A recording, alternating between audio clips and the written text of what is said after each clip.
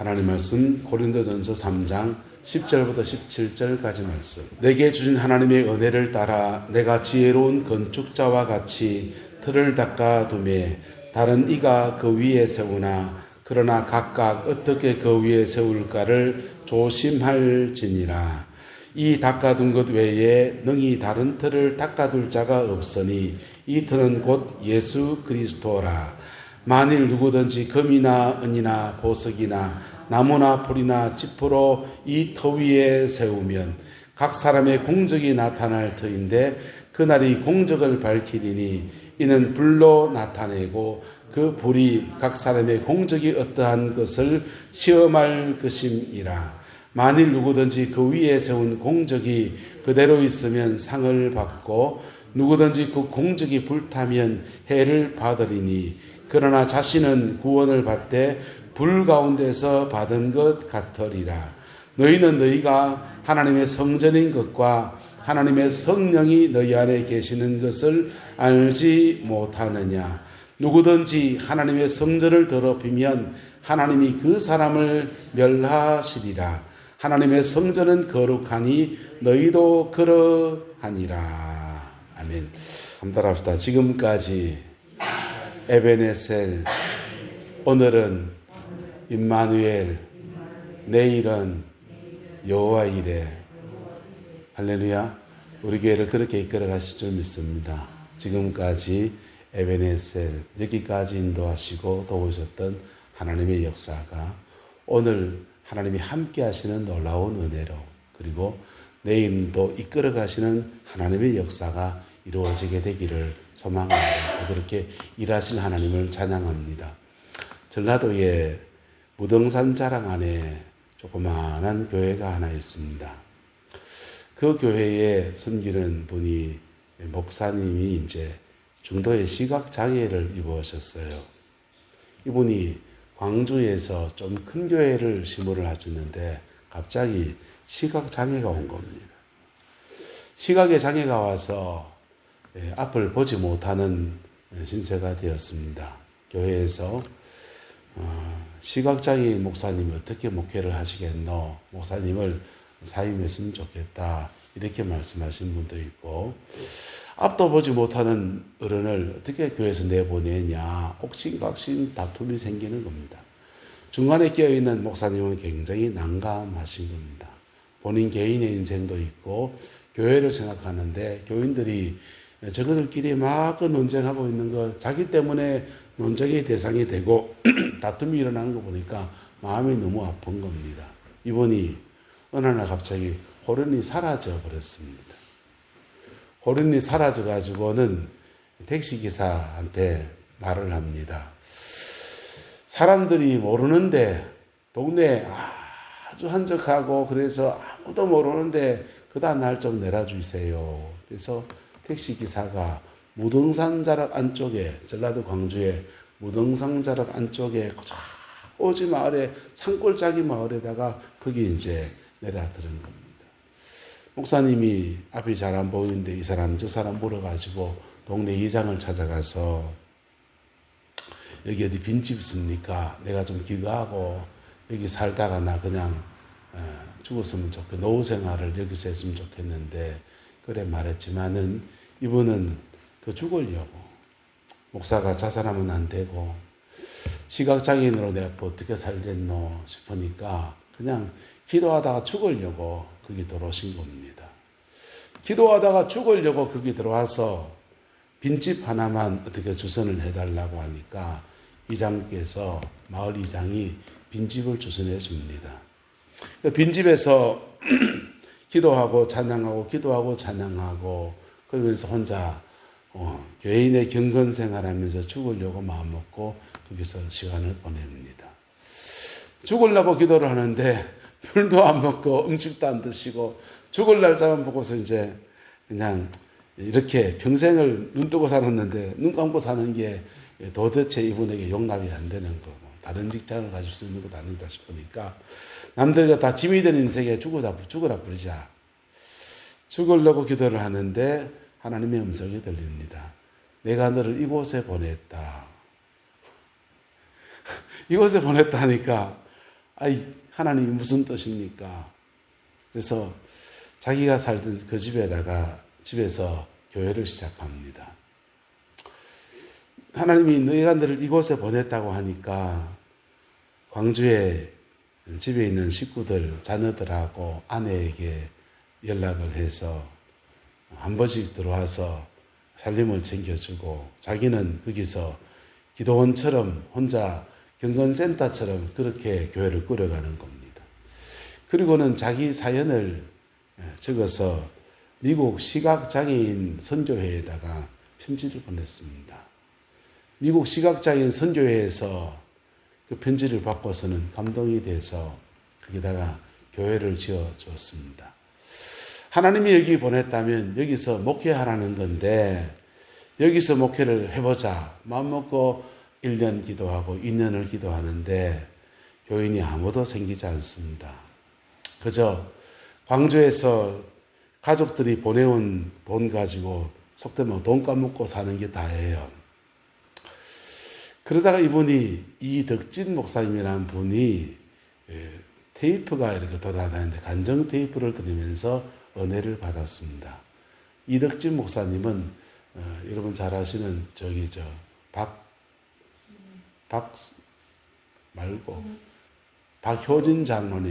박효진 장로님이 길러내신 분이에요.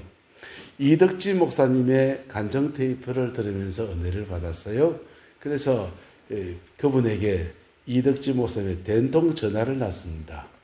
당신이 만약 하나님의 사람이고 그 간정한 대로 하나님을 정말 만난 사람이라면 우리 교회에 와서 부흥해 줄 줄 믿습니다. 이러는 겁니다. 그리고는 조건이 있습니다. 교인이 몇 명이 모입니까? 교인은 아무도 없습니다.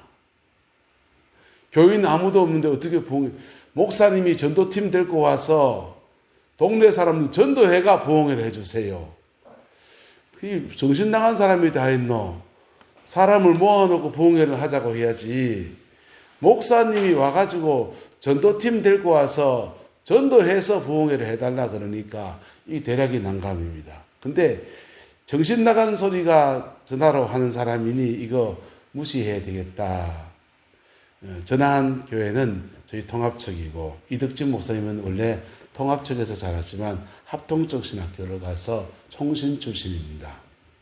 그래서 교단도 다른데 전라도에서 전화 온 거를 신경 쓰겠나 하면서 무시합니다. 근데 기도의 자리에 들어가면 이상하게 당신이 하나님의 사람이면 우리에게 꼭 올 줄 믿습니다. 그래 말하는 게 자꾸 귀에 뱅뱅뱅뱅 도는 겁니다. 그래서 이덕진 목사님이 한번 가보기나 가야 되겠다. 그냥 마음에 자꾸 찔리듯이 다가오니까 내려갑니다.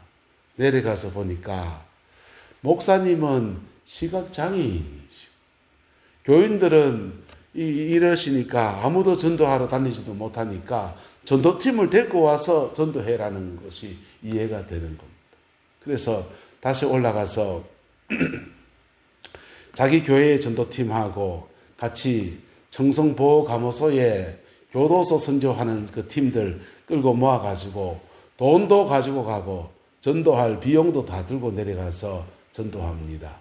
첫째 날 마을 이장을 꼬셔가지고는 동네에 선물 주고 잔치하고 그 다음에 다 불러 모아서 그냥 노래도 부르고 연극도 하고 이러면서 전도 집회를 하는 겁니다.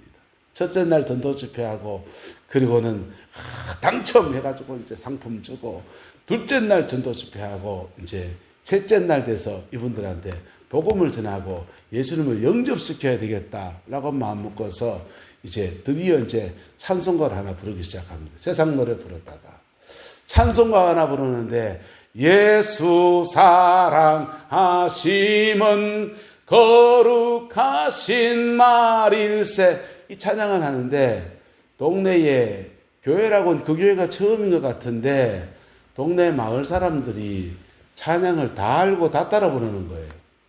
그래서 이덕진 목사님도 놀라고 시각장애인 목사님도 놀라서 당신들이 어떻게 이 찬송을 아느냐고 물으니까 그분들이 그래요.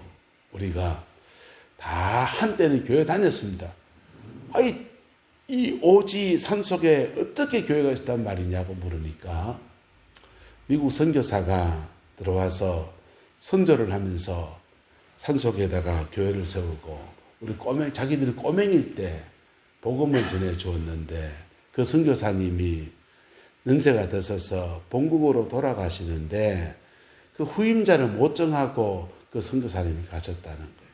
가시면서 그 선교사님이 하나님 앞에 눈물 넣기도 하기를, 하나님, 나는 여기 애들의 복음을 전하고 어른들 전도가 안 되니까 꼬맹이 되는데 복음을 전하고 나는 지금 나이가 들어서 본국으로 돌아가는데 얘들이 자라고 자라서 어느 때가 되면 세상의 여정을 지나가고 누가 같이 예배를 드려준 사람 없다 보면은 신앙을 떠나게 될 텐데 하나님 반드시 당신의 종을 보내셔서 이곳에 교회를 세워주세요. 그리고 이 아이들에게 다시 복음이 들려지게 해주세요. 그래 기도했다는 거예요. 그리고 세월이 흐르고 흘러서 남들은 다 도회지로 빠져나가고 남은 노인들만 남은 그 교회도 없는 그 동네에 하나님이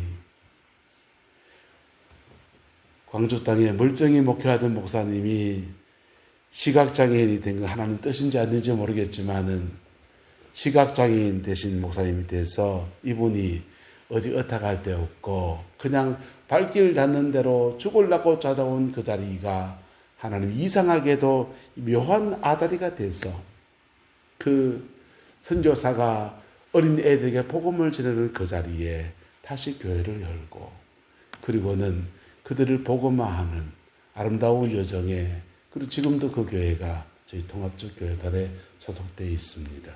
여러분, 이 땅의 교회가 뭡니까? 교회는 왜 존재합니까? 네. 교회는 사람을 거듭나게 하는 복음의 역사를 이루어 가기 위해서 꼭 필요한 단체예요.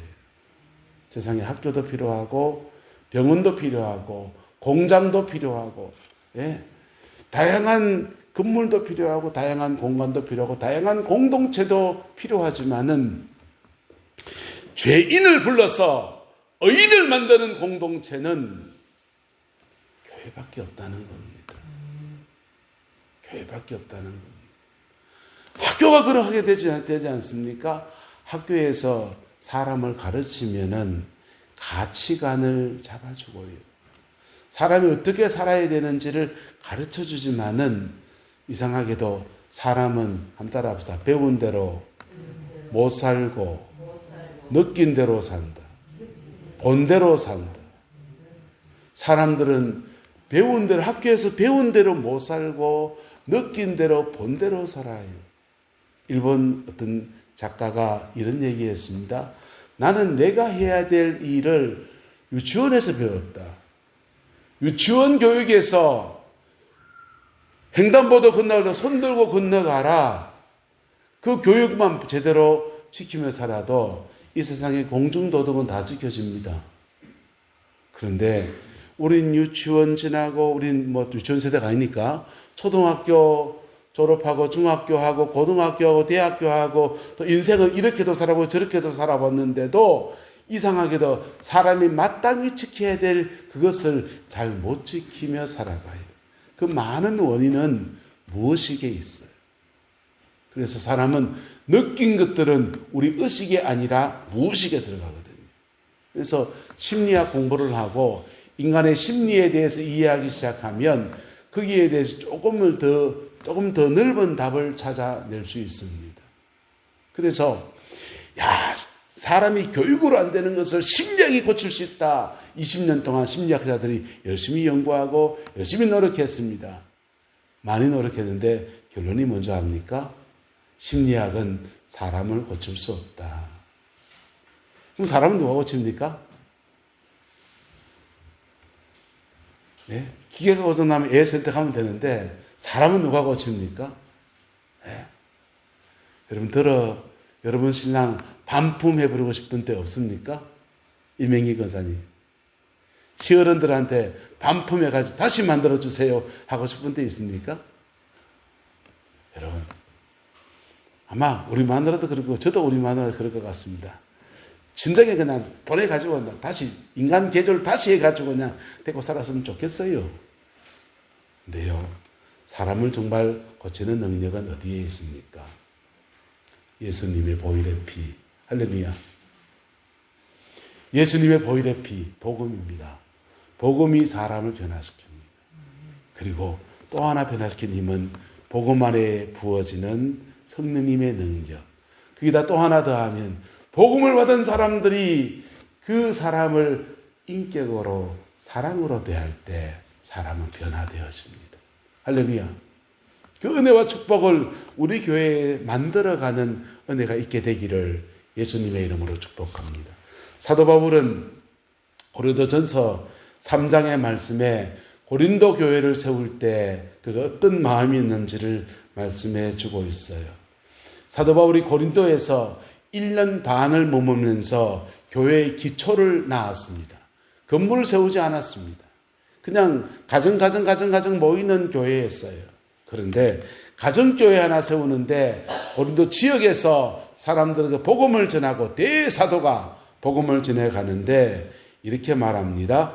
내게 주신 하나님의 은혜를 따라 내가 지혜로운 건축자와 같이 틀을 닦아두매 다른 이가 그 위에 세우나 그러나 각각 어떻게 그 위에 세울까를 조심할지니라 라고 말했습니다. 사도 바울이 고린도 교회라는 교회를 세워나가는데 틀을 닦는 사역을 했다는 겁니다. 틀을 닦는 사역을 했고 기초를 넣는 사역을 했고 그리고 그 위에 사도 바울의 뒤를 이어서 거기 고린도 교회를 섬겼던 아볼로라든지 다른 종들이 그 교회를 이제 틀을 짓고 그 위에다가 건물을 세우고 뼈대를 쌓고 해서 외형을 갖춰 나가는 거 했다는 것입니다. 근데 그게 보이는 건물 같으면 이래 눈에 보이게 그건데 사도 바울이 지은 성전은 따라합시다. 마음에 세워진 성전. 사도 바울이 성도들의 마음속에다가 성령 안에서 복음 안에서 영적인 신령한 성전을 세우는 그 일들을 했는데 자기는 한 게 1년 반 동안 터 닦는 작업이었다는 거예요. 우리는 그냥 예수님을 복음을 전하는 것을 어떻게 생각합니까? 손 어느 사람 내밀어 봅시다. 하나님은 최고이시고 세상을 창조하셨고 세상을 주관하시고 우리를 사랑하시고 이게 첫 번째 하나님에 대한 얘기. 두 번째 손가락은 옆 사람을 딱 전잡으세요. 당신은 죄인입니다. 듣는 사람 기분 나쁘겠죠? 따라합시다. 나도 죄인입니다. 두 번째 손가락은 죄에 대한 얘기. 하나님 우리를 사랑하시는데 세상을 지으신 분이 천국자 지옥을 예비하신 분이시고 근데 그분의 그 사랑이 어마어마한데 우리는 죄에 빠져요. 지적하는 소리. 죄에 빠져있는 거예요. 죄에 빠져 있으니까 하나님의 그 사랑이 우리에게 오지 못하니까 살아가는 게 지옥이고 그리고 인생에 막히고 묶이고 모든 사단의 역사는 우리의 죄 때문에 오는 거예요. 세 번째 손가락 한번 봅시다. 그래도 하나님은 우리 사랑하십니다. 자, 우리가 죄에 대해서 얼마나 그렇게 한데도 그래도 우리를 사랑하십니다. 그래서 하나님의 그래도 사랑할 사랑이 크냐, 하나님이 죄를 정죄하는 공의로운 그 정죄가 크냐, 심판하신 게 크냐, 그 사랑이 더 크거든요. 네 번째 손가락 한번 펼쳐보세요. 잘 안 펴지요. 이렇게 펴면 억지로 펴면 펴지는데 아파요. 따라서 아픔의 손가락. 아픔을 당하셨어요.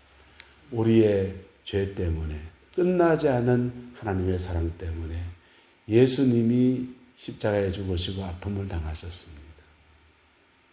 그리고 그 예수님을 믿을 때 옆 사람 손이 걸고 한번 걸어보세요. 옆 사람하고 당신은 천국의 약속을 받았습니다.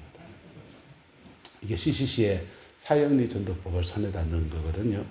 그런데 복음을 전하는 진리는 굉장히 손가락 5개로 표현할 수 있는 단순한 진리이고 그렇지만은 그 진리가 내 안에 이루어지려고 할 때는 내 것이 되려고 할 때는 마치 사도 바울은 이 터 닦아주는데 1년이 꼬박 걸려, 1년 반이 꼬박 걸렸다는 겁니다. 저 같은 무명의 종이 아니고 한 시대 죽은 자를 살리는 하나님의 종이 사도 바울이 성경을, 신약 성경 그 많은 성경책을 기술한 사도 바울이 1년 반이 걸려서 터 닦는 작업했다는 거예요. 진리 하나가 이루어지는데. 할렐루야. 그리고 그 터 위에다가 그 다음 목회자가, 그 다음 종들이, 또 그들이 믿음의 말씀 안에서 집을 세워가는데, 이 터 닦는 작업은 예수님의 터를 닦아두는 작업을 사도 바울이 했고, 복음의 터를 닦는 작업을 했고, 그 위에다가 집 짓는 일은 각자 너들이 이제 해나갈 텐데, 12절에 말합니다. 누구든지 금이나 은이나 보석이나 나무나 풀이나 지포로 이 터 위에 세우면 그날이 돼서 불로 하나님이 그 행한 일의 공적을 나타낼 날이 오는데, 보세요. 금과 은과 보석으로 세운 것은 이 불로 태워 받을 때 타버립니까? 안 탑니까? 안 타서 그 집의 가치를 나타내고, 나무나 풀이나 지포로 지으면 어떻습니까? 공적을 바뀔 때 불에 타버린다는 것입니다. 여러분, 한 사람을 복음 앞에 깊이 세우는 것은 진리를 전할 때는 5분짜리 진리에 불과하지만 그 진리가 내 것으로 확 와닿아지려고 하면 성령의 체험도 필요하고 그 말씀 앞에 내가 반응하는 것도 필요하고 뭔가 필요한 것이지요. 사도 바울은 고린도 교회에서 1년 반 그 작업했다는 겁니다. 그리고 그 다음 사역지에 가서 또 다른 일을 하기 때문에 거기는 누군가 다른 종들이 주를 섬기고 사람들이 영혼을 돌아보는데 집 짓는 것과 같다는 거예요. 금은 보석으로 집을 지으면 그 지은 집들이 하나님의 공적을 나타낼 때 영광으로 나타나는데, 그렇지 않으면 나무나 풀이나 집으로 지으면 그냥 불로 심판할 때 다 타버린다는 겁니다. 헛수고가 된다는 것입니다. 목회를 내보면 꼭 이렇습니다. 목회를 내보면 꼭 이렇습니다. 교회에 견고한 복음의 기초가 세워져야 합니다. 할렐루야. 누구 속에? 우리 속에. 우리의 심령 속에 복음의 견고한 기초가 세워져야 돼요. 그래야 그 기초 받은 사람들이 천당도 가지요. 그리고 그 위에다가 이런저런 모습으로 건물을 세우듯이 금은 보석으로 지으려면은 애가 쓰이고 힘이 들고 고난이 들고 하지만은 마음과 정성을 기울여서 영혼을 섬기는 다른 사역들이 쭉 펼쳐질 때 사람이 세워집니다. 할렐루야. 나무나 풀이나 지포로 지으면요, 아기 돼지 삼형제 이야기가 있습니다. 아기 돼지 삼형제가 집을 짓는데 첫 번째 돼지는, 큰형 돼지는 집 대충 짓지 지푸라기로 지었습니다. 늑대가 와가지고 했더니 날아가 버렸어요. 둘째 돼지가 집을 지었습니다. 나무로 집을 지었습니다. 늑대가 왔습니다. 콧바람으로 했더니 안 날아갑니다. 그래가지고는요, 성냥을 가지고 불을 확 붙였더니만 나무가 불에 확 타버렸습니다. 세 번째 돼지는 힘이 들고 어려웠지만 벽돌로 집을 지었습니다. 그랬더니 이놈의 돼지가 와서 콧바람 해도 안 날아가고 불을 붙이도 안 날아가고, 그래서 내가 이거 들어갈 틈이 없을까 보니까 꿀뚝으로 내려가다가 돼지가 거기 가마솥 걸어놓고 뜨거운 물 받아놓고 있는데 거기 퐁당 빠져서 돼지국밥이 됐다는 얘기입니다. 여러분, 우리 영혼은 우리가 말씀 안에서, 신앙 안에서 점점 더 우리도 모르는 사이에 우리의 집을 지어갑니다. 할렐루야. 그 집이 잘 지어지기를 예수님의 이름으로 축복합니다. 예수님 말씀하셨어요. 하나님의 말씀을 듣고 지키는 자는 반석 위에 세운 집과 같으니 비가 오고 창수가 나며 흔들릴 때에 무너지지 아니하려니와. 말씀을 듣고 지키지 않는 사람들은 그 집을 모래 위에 지은 집과 같으니 비가 오고 창수가 나면 곧 무너져서 그의 모든 수고가 헛되다라고 말했습니다. 여러분, 우리가 신앙생활 하면서 우리 교회라는 이 내남 제2교라는 기초를 닦는데 많은 사람들의 눈물의 기도와 간구들이 있고, 여러분, 그런 교회를 저는 이렇게 표현해요. 언약이 있는 교회. 무슨 교회예요? 언약이 있는 교회. 예.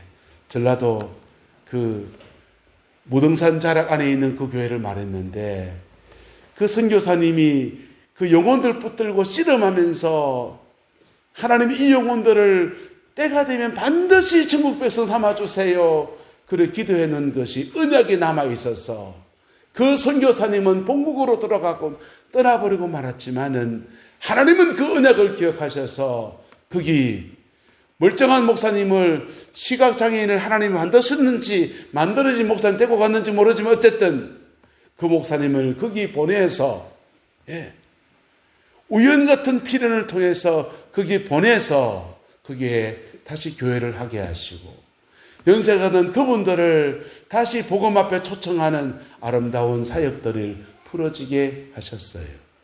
할렐루야. 여러분, 대한민국 교회 많습니다. 어떤 교회는 지금 문 닫아야 돼요. 가보면 목사님, 사모님밖에 없어요. 그 목사님, 사모님 은퇴하고 나면 그 교회 정리해야 될 교회도 꽤 많이 있습니다. 시골에 우리 남남면 소관 안에서도 교회가 여러 개 있잖아요. 그 중에 어떤 교회는 예배당 짓다가 그만 교회 문 닫아 버려가지고 반쯤 지은 채로 그냥 그래 돼 있더만요. 지나가다가 보니까. 여러분, 어떤 교회는 없어질 거고 문 닫고 그럴 거예요.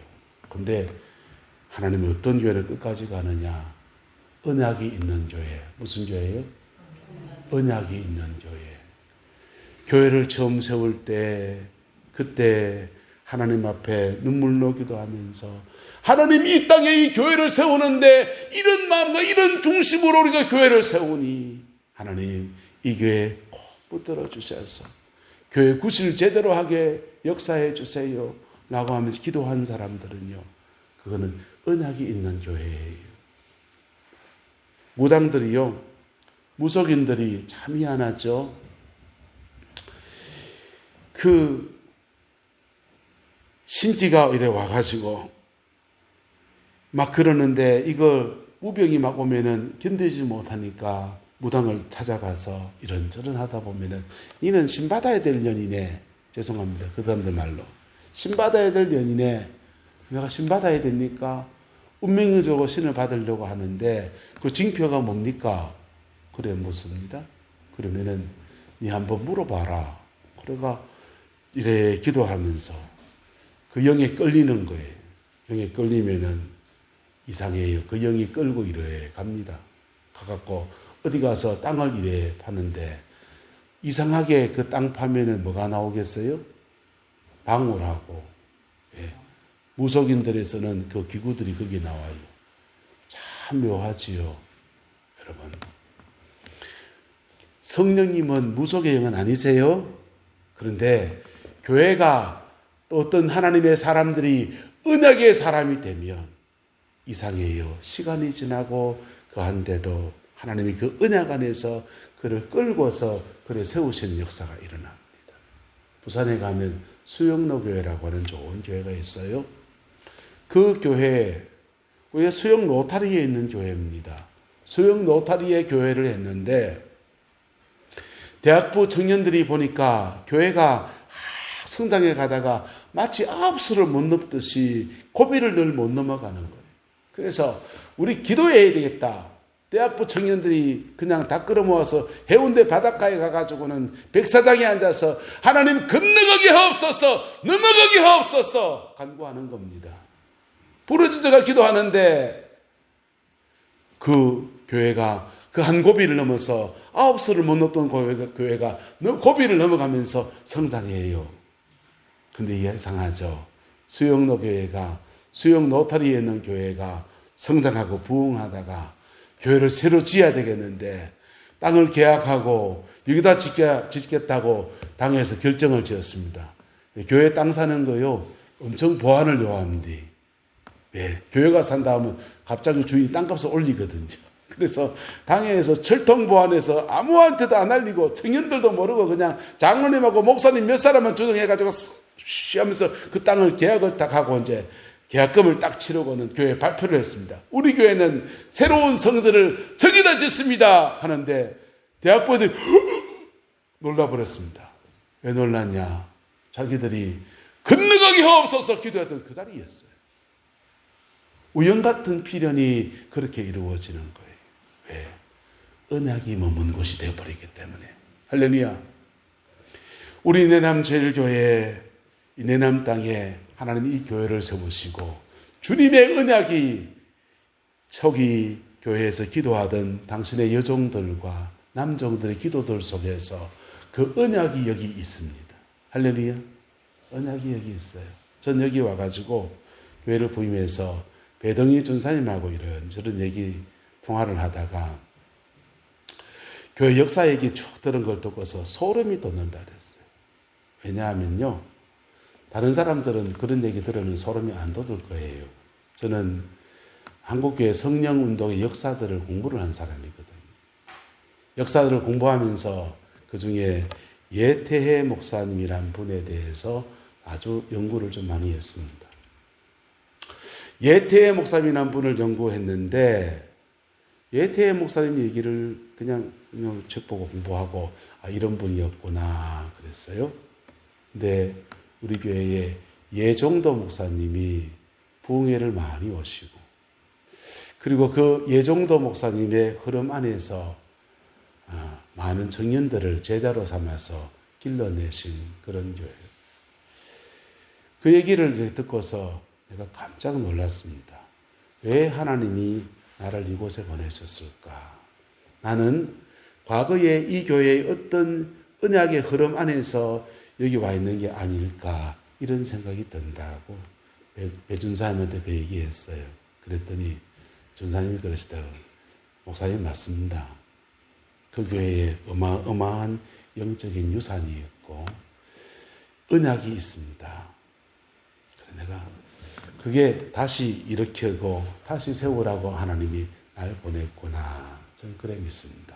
여러분, 교회의 기초는 무엇입니까? 피 묻은 십자가의 복음의 진리입니다. 머리에 개념으로 들은 진리가 아니고 그것이 내 안에 이루어진 진리. 사도 바울은 그것 위해서 1년 반을 온 다른 걸 하지 않고 그 터 닦는 데다가 온 에너지 다 썼다는 겁니다. 사도 바울이 뭘 못하겠습니까? 성경을 그만지 않은데요. 근데 복음은 여러분, 제가 복음만 설교하면 여러분 굉장히 단순하고 지루할 거예요. 왜요? 복음은 굉장히 간단하거든요. 어제 말씀드렸지만 복음은 예수님 그분이세요. 저는 예수님을요 손바닥처럼 전했다가 손등처럼 전했다가 예수님을 세웠다가 눕혔다가 세웠다가 눕혔다가 그럴 겁니다. 우리 목사님은 맨날 똑같은 소리 한다 이 소리 들을 거예요. 그게 복음입니다. 할렐루야. 근데 그 진리가 머리에 있는 것이 아니라 내 영혼 속에 이루어질 때 이 터가 견고해지는 거예요. 복음의 터가. 할렐루야. 복음의 터가 견고한 사람은 어디다 던져놔도 살아남아요. 복음의 터가 견고한 사람은 그 터 위에다가 건물을 뭘 세우든지 여러분 건물을 기초를 쌓을 때는요 기초 쌓는 거 보면은 콘크리트 깔고요 뭐 이렇게 해가지고 기초 쌓는 거 보면 그 위에다가 뭘 지을지 몰라요. 공장을 지어도 그 기초고요 교회를 지어도 그 기초고요 병원을 세워도 그 기초고요 집을 세워도 그 기초예요. 기초는 똑같아요 거의. 근데 그 위에다가 건물이 세워지는 모습은 다 달라요. 할렐루야. 저는 이 내남제일교 안에 복음의 기초가 더욱더 견고해지기를 소망합니다. 귀로 들은 복음뿐 아니라 그 복음 안에 내가 반응하고 피 묻은 십자가 앞에 내가 회개할 거 회개하고 용서할 거 용서하고 깨달을 거 깨지고 무너질 거 무너지고 그럴 때 복음의 기초가 견고해지는 겁니다.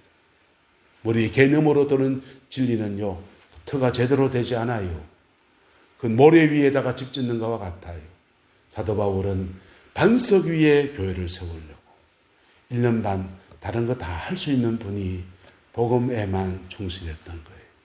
그리고는 그 위에다가 나는 떠나지만은 다른 사람들이 성전을 완서해서 어떤 사람은 금이나 은이나 보석으로 세울 수 있고 나무나 풀이나 짚으로 세울 수 있고 여러분이 믿음의 삶을 사는데 금은 보석으로 세우듯이 몸부림치며 씨름할 수도 있고 아니면 나무나 풀이나 짚으로 그렇게 할 수도 있는데 제대로 집을 지은 사람들은 하나님이 불로 심판을 나타낼 그때 불시험을 통과하면서 그 남아서 공적을 받고 상을 받아서 그 다음 시즌으로 그 다음 축복의 터로 나아가는 은혜가 있고 나무나 풀이나 짚으로 지은 사람들은 불에 다 타버릴 거다. 하지만